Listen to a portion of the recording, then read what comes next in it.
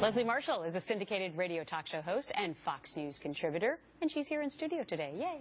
Lisa Boothe is a senior director of BlackRock Group, also here in studio. Great to have the both of you. Thank you for having us. All right, so Leslie, we have these Arab countries who, actually one of them, the UAE, came out even before President Obama did and had somewhat of a strategy to take on ISIS.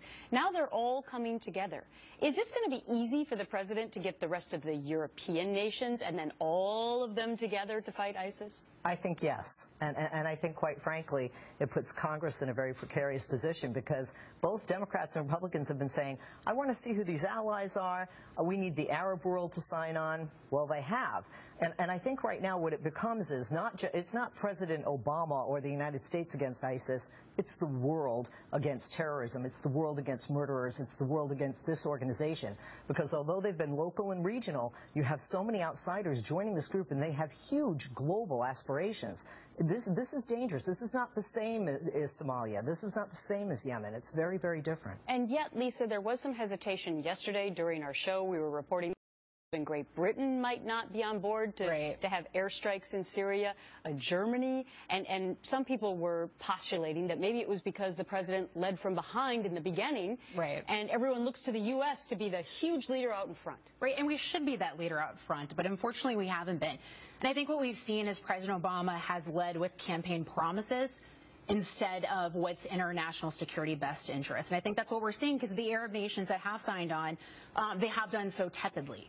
And the reason being is because President Obama has not shown the commitment and resolve that is needed to defeat ISIS. I mean, if you look at Operation Desert Storm, George H.W. Bush was able to build one of the largest coalitions since World War II, and those ground forces were able to defeat Iraqi forces in Kuwait within 100 hours. But people are war-weary now. I mean, times have changed since he put that coalition together. Do you agree with that, Leslie? I agree that Americans are war-weary, and I wouldn't agree with everything you said. I might touch upon that. But when you look at the polls and you just see the fear, you see the fear of the American people of ISIS, not just those global aspirations, but how many Americans could be with ISIS, how many members of ISIS could be here.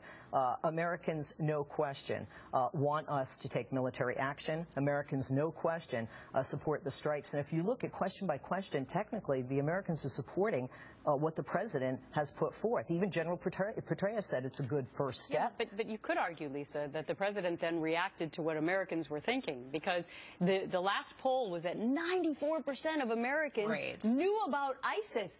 I can't think of any poll in recent time where Americans knew about 94% of anything. Half can't even name who the vice president is. Exactly. And I think you do go back, you had mentioned, our Americans were weary. And I think to a certain degree, but I think now that we're seeing this huge threat that ISIS poses, not just to America, but the rest of the world, I think Americans are sort of changing that. And if we want to talk about polls, the majority of Americans don't trust President Obama.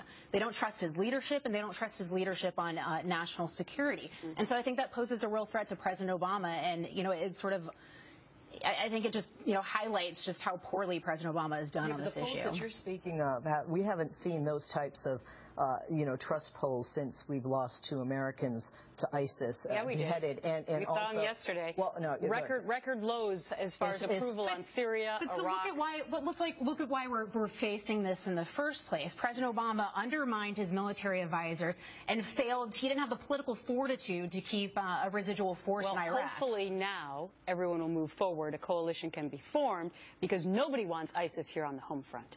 Leslie and Lisa, thank you so much. Thank you so much.